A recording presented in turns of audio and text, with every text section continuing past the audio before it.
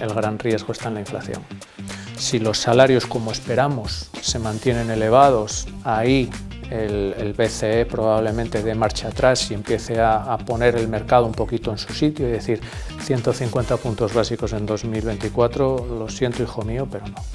Básicamente los mercados han estado viviendo a lo largo del 2023 y parte del 2022 como entre dos realidades paralelas.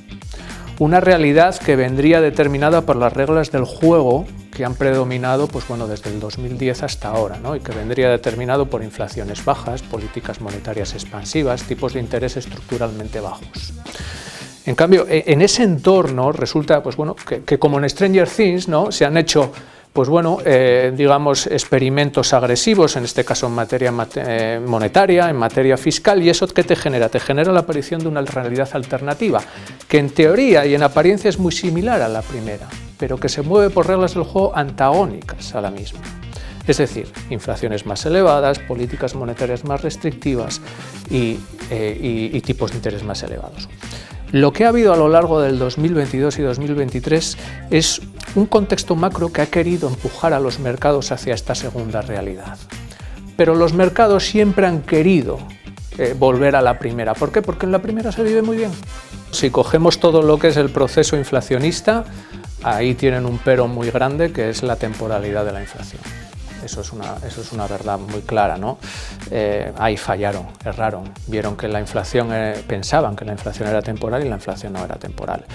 Posteriormente a eso sí que es verdad que las acciones han sido relativamente agresivas, especialmente en materia de tipos, en lo que a la FED se refiere en materia de tipos y en materia de balance, y en lo que al BCE se refiere en materia de tipos, es un elemento más o menos agresivo. En materia de balance, la verdad que no, se han quedado muy cortos. En el contexto actual, digamos que esta crisis tiene dos derivadas, una en materia de crecimiento, de actividad, pero otra también en materia de inflación. Hay muchas empresas que están diciendo, como no tengo los productos y los bienes intermedios que necesito para producir, tengo que parar. Ahí hay un primer efecto en materia de actividad que probablemente sea el más cortoplacista. Y no sería descartable que valoraciones de encuestas de manufacturas, etcétera, en las próximas lecturas experimenten una caída importante. Pero al fin y al cabo esto es algo coyuntural.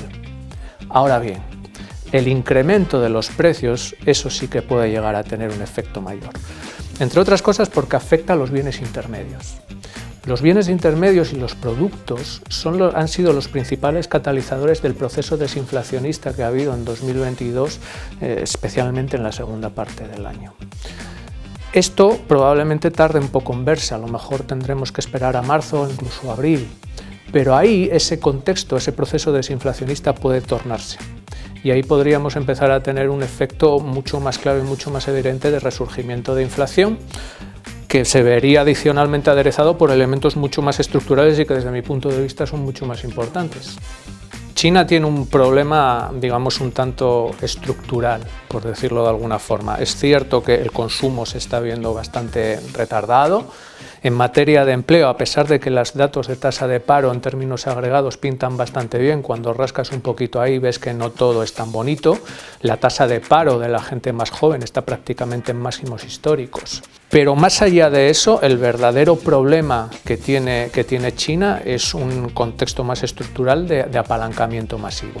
Un incremento de la deuda muy sustancial que se ha ido tejiendo a lo largo de los últimos años y que ha tenido un efecto principal en la generación de una burbuja inmobiliaria que explotó allá por 2019-2020 y es lo que trae por la calle de la amargura a todas las autoridades públicas chinas, ¿no? Cómo contener los efectos negativos de esa burbuja, ¿no? A mí me preguntan qué van a hacer las bolsas el año que viene. Sinceramente no tengo ni idea. Lo que sí te puedo decir es si merece la pena asumir el riesgo de invertir en bolsa en el contexto actual. Y desde mi punto de vista, no merece la pena. ¿Por qué? No porque la bolsa esté muy cara, no porque la bolsa vaya a caer, sino porque tenemos otros activos que tienen un grado de volatilidad bastante menor y que te pueden ofrecer retornos más o menos similares. Y invertir en mercado es incrementar la rentabilidad, pero siempre ajustada al riesgo. La parte del investment grade, pues bueno, te ofrece pues un grado de colchón relativamente importante. Lo que valoraríamos sobre todo es un mix de una rentabilidad relativamente atractiva, cupones relativamente elevados o superiores a la media, por decirlo de alguna manera, con una baja exposición a ser posible al ciclo económico. Y eso pues bueno, nos podría dejar elementos pues bueno, como pueda ser TMTs, incluso te diría a lo mejor bueno, la parte de supermercados, aunque ese es un mercado muy pequeñito que habría que ir con un poquito de tiento. También es verdad que por ejemplo la parte financiera, pues bueno, hasta hace poco estaba disfrutando de una prima relativamente importante con respecto a otros sectores. Bueno, elementos de este tono que de alguna manera podrían llegar a ser interesantes.